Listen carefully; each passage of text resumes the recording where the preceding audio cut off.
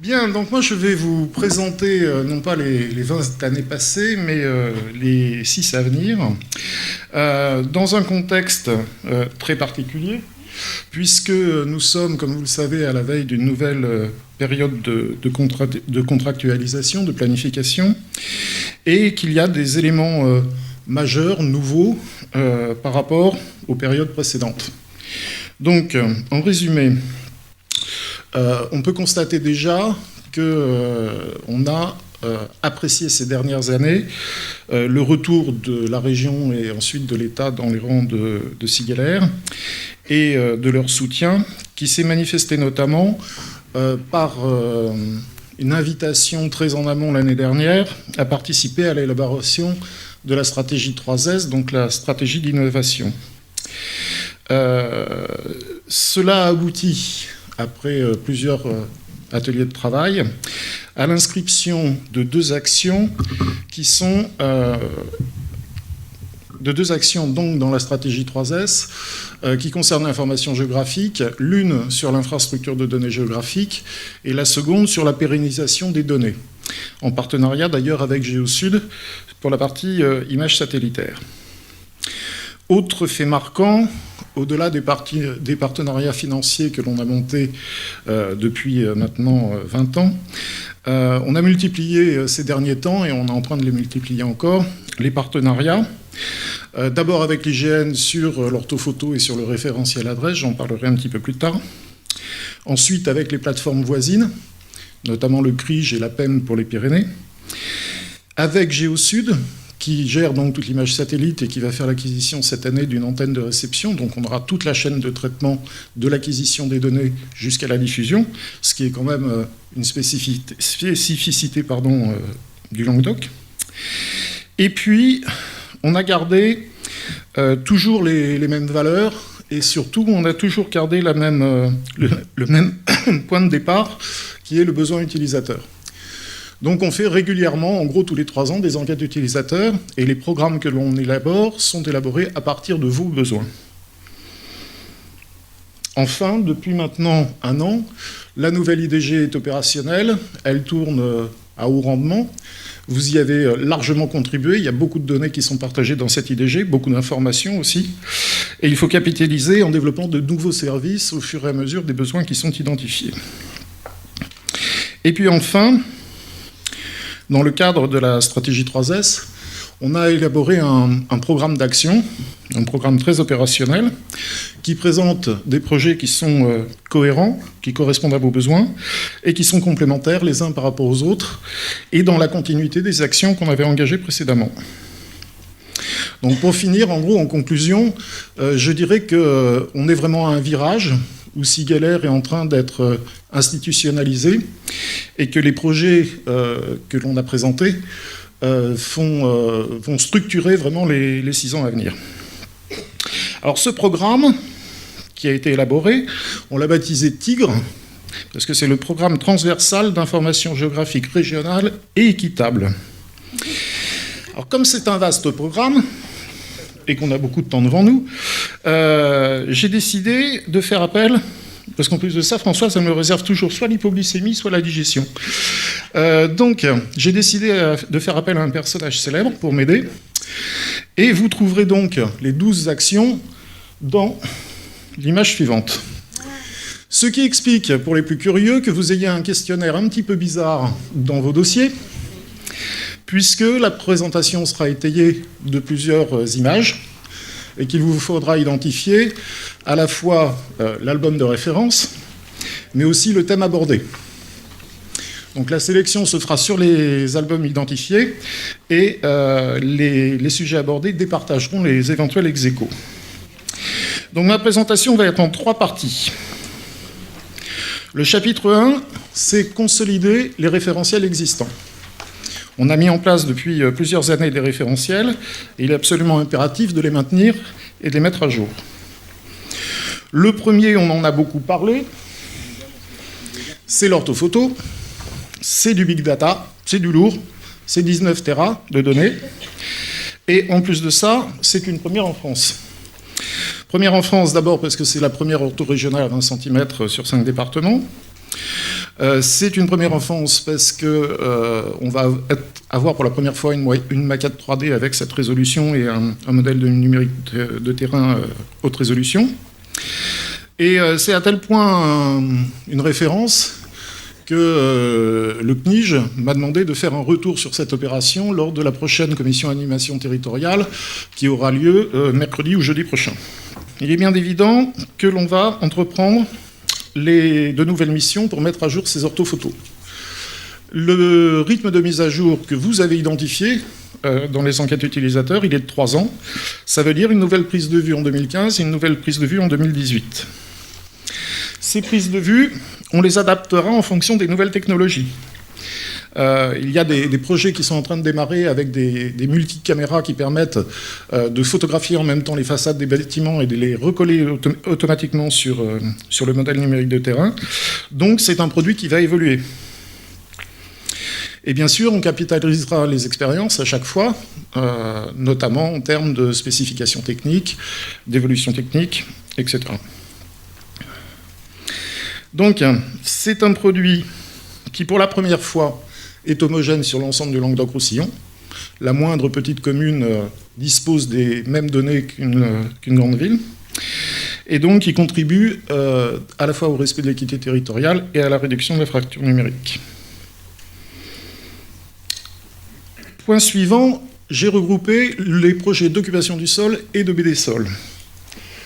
Vous avez vu, depuis que l'homme s'est sédentarisé, le sol et l'occupation du sol subissent de profondes modifications. Les deux sont bien sûr complètement liés. Et donc l'occupation du sol à grande échelle est un réel défi. Là aussi, ça n'a jamais été réalisé à l'échelle régionale, à un échelon régional. L'ambition est de répondre à vos besoins, puisque, à travers l'enquête, on avait identifié que l'occupation du sol moyenne échelle que l'on avait réalisée en 2006 est maintenant largement insuffisante. C'est bien sûr aussi un moyen de valoriser les orthophotos, puisque la saisie initiale de l'occupation du sol va être faite à partir de l'orthophoto réalisée en 2012, et toutes les mises à jour seront faites au fil de l'eau au moment des livraisons des orthophotos réalisées en 2015 et en 2018. Enfin, il s'agit aussi de fédérer et d'harmoniser les différents projets, qu'ils soient locaux, puisqu'il y a pas mal de PCI qui se sont lancés dans une occupation du sol grande échelle, mais aussi au niveau national, à travers le groupe de travail national de l'occupation du sol. La BD Sol, parallèlement, va être clarifiée. Je m'excuse, mais au-delà des mots fédérer et harmoniser, avec justement le côté local et le côté national, concrètement, vous allez faire ça comment ? Eh bien, il va falloir, comme d'habitude à Sigueller, à travers nos groupes de travail, d'établir la classification qui va bien, le niveau de définition qui va bien, pour avoir un produit qui satisfasse au maximum des besoins des utilisateurs. Oui, mais imaginons que le résultat des démarches nationales soit un produit qui va bien, qui satisfait le besoin des utilisateurs. Eh bien, il faut... ça, pour l'instant, ce n'est pas le cas. D'accord. À travers les enquêtes utilisateurs, on l'a bien identifié, ce n'est pas le cas. D'accord. C'est pour ça qu'il y a une démarche régionale, mais qui doit être complémentaire de la démarche nationale. Ok. Mais donc ça va plus porter sur la notion de niveau de détail ou sur la notion de classification ? Les deux. Les deux mots, d'accord. Okay. C'est les deux points qu'on a identifiés en tout cas. D'accord. Alors bien sûr, ça sera fait en liaison avec l'IGN. Notamment, on a un comité régional de programmation la semaine prochaine. Et donc, ça sera là le lieu où ces spécifications seront débattues. Mm-hmm.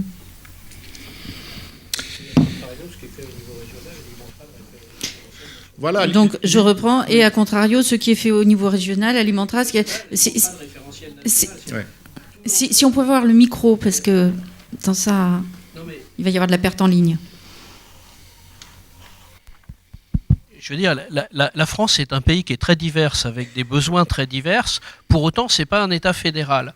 Donc tout l'enjeu, c'est d'arriver à mixer une logique nationale avec des produits nationaux qui soient un petit peu le socle, le minimum qu'on garantit à chaque citoyen du pays. Et puis effectivement, dans les régions qui veulent aller plus loin, qui ont des spécificités sur telle ou telle chose, de le faire. Tout ça en restant dans une logique où, évidemment, on évite de faire deux fois la même chose, parce que quand il y a... C'était une situation justement qu'on a corrigée. Laurent parlait de l'orthophoto.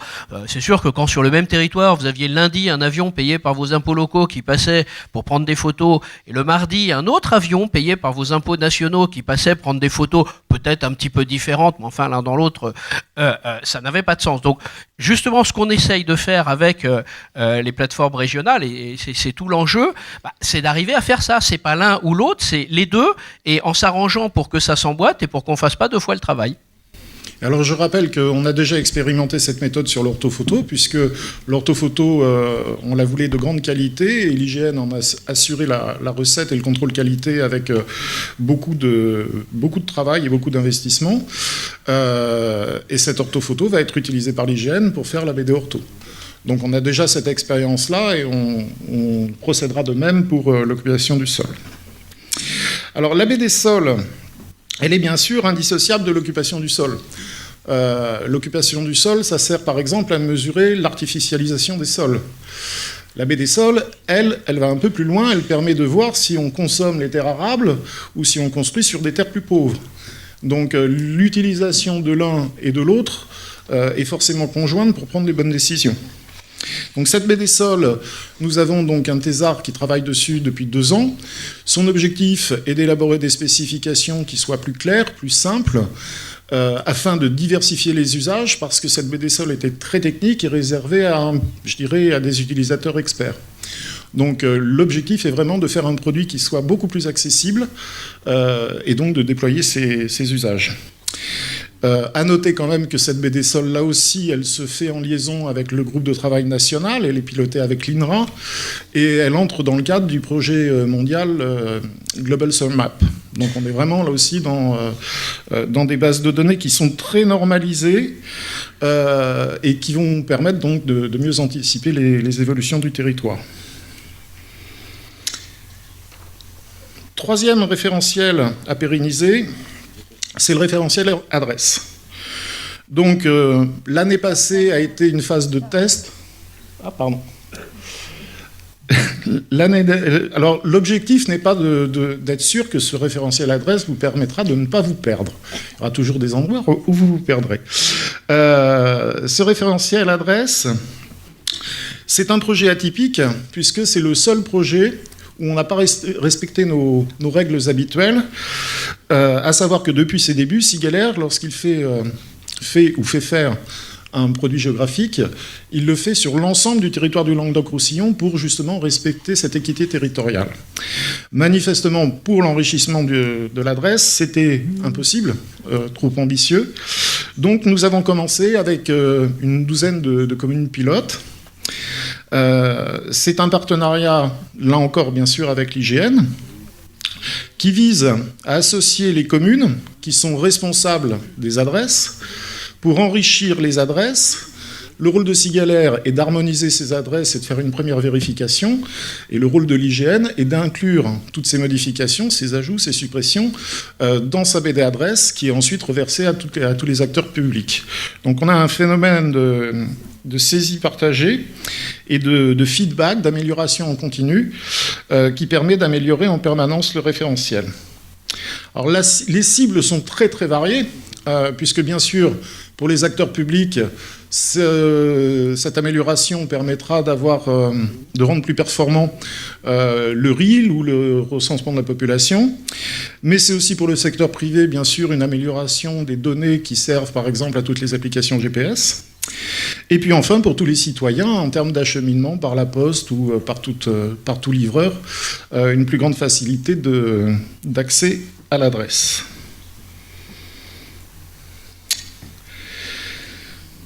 Quatrième référentiel à pérenniser, c'est le plus ancien, mais ça reste un des plus utilisés.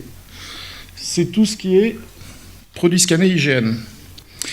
Alors, c'est un bon exemple du risque que l'on peut rencontrer lorsque nos financements sont mis en difficulté, ce qui a été le cas cette année, puisqu'on a eu beaucoup de mal à faire l'acquisition du scan 25 et du scan 100, dont on avait fait l'acquisition il y a 3 ans, je crois. On a réussi à conclure un accord avec l'IGN, et on en a profité pour élargir la gamme, pour répondre notamment à 2 besoins qu'on avait identifiés, des produits scannés qui soient mieux adaptés à un affichage sur le web, c'est en particulier le cas de Scan Express, et en même temps une actualisation plus rapide, ce qui est aussi le cas de Scan Express. Excusez-moi, je sais pas. Voilà, donc c'est ce que je viens de dire.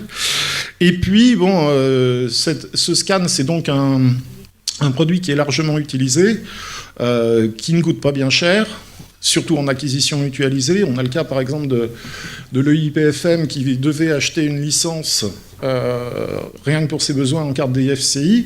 Et en fait, le montant était très élevé par rapport à ce qu'on a payé en faisant l'acquisition mutualisée. C'était 10 000 € s'ils avaient fait cette acquisition seul, et c'est 50 000 pour l'ensemble du territoire et l'ensemble des utilisateurs publics. Deuxième chapitre, on abandonne les référentiels existants, où on était vraiment dans la continuité de ce qui avait été entrepris. Et puis, là, on est plus sur des projets nouveaux ou qui vont fortement évoluer par rapport à ce qui se passait avant, et qui s'appuient sur des innovations techniques ou culturelles. Les deux vont de pair. Le premier sur lequel on a déjà beaucoup travaillé, c'est tout ce qui est très haut débit et réseau. C'est un grand objectif national auquel il faut répondre. L'État et la région nous ont confié cette mission.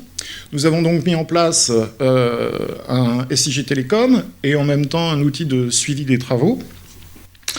L'objectif est bien de fournir à l'ensemble des acteurs, gestionnaires de réseau, services publics, des outils d'aide à la décision qui soient partagés. Il est maintenant clair que le savoir-faire de Sigeler dans ce domaine est reconnu. On a les compétences techniques à la fois en matière de géomatique et aussi en matière de réseau. Et il va falloir donc mobiliser les nombreux acteurs. On en a déjà mobilisé beaucoup. Vous avez pu voir sur les plaquettes qu'on a conclu notamment des partenariats avec ERDF et GRDF. Et nous allons continuer avec les autres opérateurs de réseau pour pouvoir proposer des services de plus en plus complets à travers l'IDG.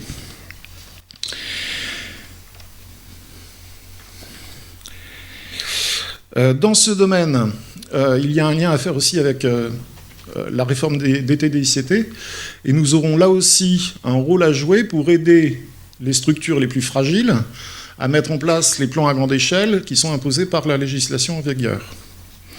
Donc oui, un bon coup de potion magique parce qu'il y a énormément de travail à faire sur ce domaine.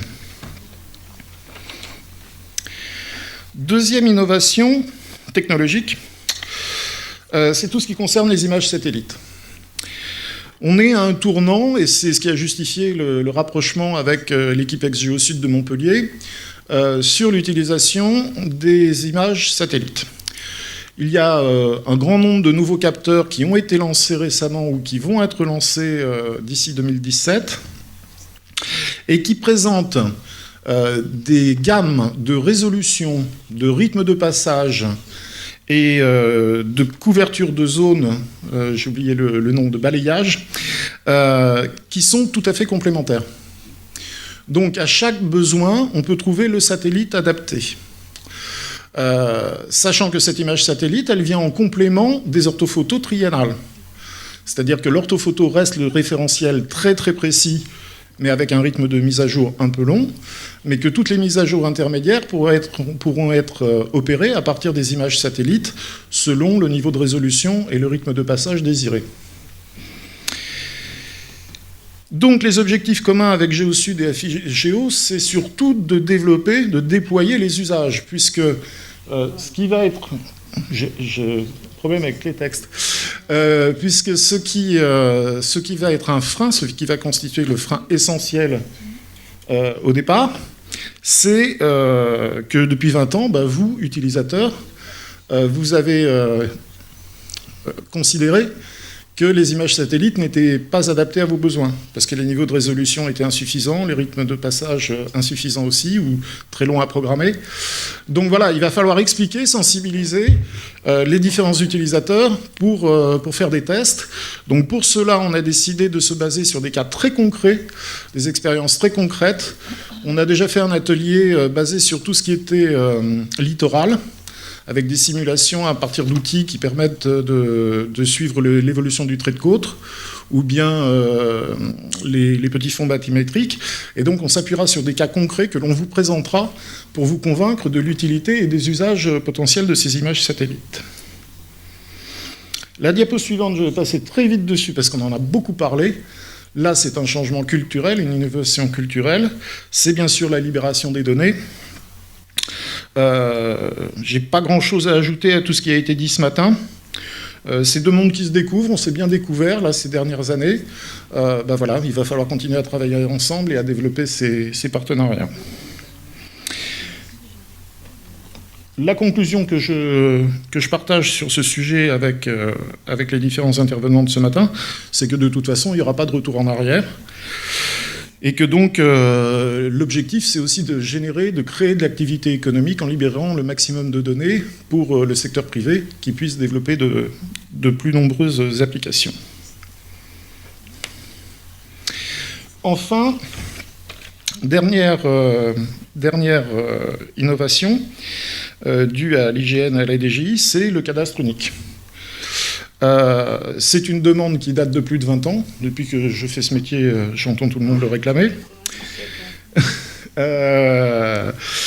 Les grands enjeux, c'est bien sûr d'avoir une continuité territoriale. Là aussi, toutes les communes du Languedoc-Roussillon auront la même donnée sur leur territoire, ce qui est quand même une grande nouveauté. C'est bien sûr la cohérence avec le RGE. Et le rôle de Sigeler dans tout ça, ça va être là aussi de servir encore de relais entre les utilisateurs et puis les instances régionales ou nationales pour que les produits élaborés soient en phase avec vos besoins. Et notre rôle sera aussi d'accompagner techniquement l'intégration de ces nouvelles données, puisque l'IGN a été clair, il y aura des modifications à apporter à vos systèmes actuels, et donc on servira de relais aussi, alors là plutôt du haut vers le bas, pour vous aider à mettre en place les moulinettes qui seront nécessaires. Dernière partie, donc on avait commencé par les référentiels à pérenniser, ensuite les innovations. Dernière partie, c'est déployer dans l'IDG de nouvelles thématiques. Là, j'ai pris 3 exemples. Ah oui. Là, je vais donc prendre 3 exemples qui, bien sûr, ne sont pas exhaustifs, puisqu'il y a des nouvelles thématiques qui peuvent se dégager à tout moment. La première thématique que l'on a traitée, c'est la thématique forêt, sur un projet qui rentre dans le cadre du programme Agir, qui est financé par l'État et la région, en partenariat avec les propriétaires forestiers privés, en partenariat avec la DRAF, avec l'ONF, j'espère que j'oublie personne,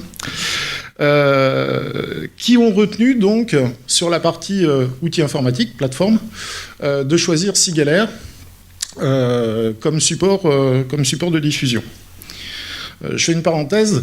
D'ailleurs, on a un partenariat très fort et très intéressant dans le département des Pyrénées-Orientales, puisqu'il y a une convention qui a été signée entre le Conseil général, la DTTM, l'Agence d'urbanisme et l'agglomération de Perpignan, qui ont décidé d'échanger toutes leurs données géographiques et qui, eux aussi, ont décidé de s'appuyer sur l'IDG de Sigeler. Donc on voit qu'il commence à y avoir vraiment une forte volonté, lorsqu'il y a un montage d'une nouvelle plateforme d'information géographique, de s'appuyer sur l'outil existant, bien sûr, pour réaliser des économies. Donc nous nous attacherons bien sûr à multiplier, la plateforme est ouverte à tous les projets que vous voudriez partager sans avoir à monter une plateforme spécifique. C'est ce qu'on va faire aussi dans le cadre d'un partenariat avec l'INSEE et le Centre de ressources de la politique de la ville. Autour de la politique de la ville, ils vont s'appuyer sur la plateforme IDG pour partager des données géographiques, puisque eux n'avaient pas de plateforme géographique. Deuxième thématique abordée, c'est tout ce qui concerne l'urbanisme et l'aménagement. Là, dans ce cas-là, l'objectif est de centraliser et de normaliser les documents d'urbanisme. C'est une demande qui n'est pas encore bien structurée, mais que l'on sent importante pour notamment mettre à disposition de tous les acteurs des SCOT, des PLU qui soient normalisés et qui soient accessibles à tous. Notamment, bien sûr, là encore, aux petites structures. Il y aura nécessairement une articulation avec les plans à grande échelle des TDICT, puisqu'on est quand même sur le même domaine qui concerne l'aménagement du territoire et l'urbanisme. Et l'objectif, bien sûr, est vraiment de faciliter l'accès aux données, qui est vraiment, pour l'instant, très dispatché dans de nombreux services. Troisième et dernière thématique, donc je rappelle, c'est pas du tout exhaustif, j'espère qu'il y en aura plein d'autres, elle concerne la mer et le littoral. On sent qu'il y a un réel besoin. Ah oui. On sent qu'il y a un réel besoin. Il y a d'ailleurs de nombreuses instances qui se sont créées, le Parlement de la mer, il y a différents observatoires du risque inondation. C'est effectivement une zone à enjeu fort, de manière touristique, donc économique. C'est aussi une zone à risque, une zone fragile, avec des phénomènes d'immersion, de submersion. Et c'est donc une thématique que l'on souhaite traiter en continuité avec PACA, la région PACA, avec le CRIGE, pour avoir un outil qui soit homogène sur l'ensemble de la façade maritime. En conclusion, merci à vous, merci aux groupes de travail qui ont travaillé sur tous ces projets, et merci à l'équipe organisatrice qui s'est donné beaucoup de mal pour que cette journée soit une réussite.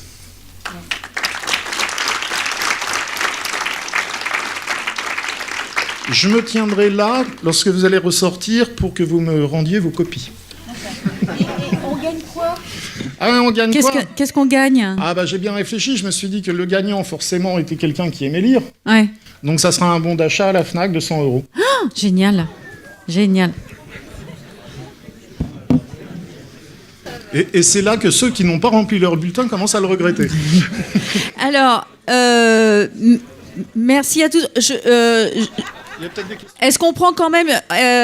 je sais que vous mourrez de faim, que l'hypoglycémie est à son max. Est-ce qu'il y a quand même une ou deux questions? Oui. Oui, juste, je voulais que tu nous rappelles qu'est-ce que c'est 3S. Au début, là, tu as parlé de 3S. Alors, c'est la stratégie innovation. C'est quoi le terme? Stratégie spécialisation intelligente. Merci Pierre. En gros, c'est identifier tous les domaines et toutes les actions que l'on doit mener au niveau régional dans les 6 ans à venir pour développer de l'activité économique, pour faire croître l'excellence du Languedoc-Roussillon sur ces domaines pilotes. Et donc ces actions identifiées draineront notamment une grande partie des fonds européens de la prochaine période. Donc c'est vraiment une stratégie pour pointer les domaines cibles et qui sont vraiment des vecteurs d'excellence en Languedoc-Roussillon.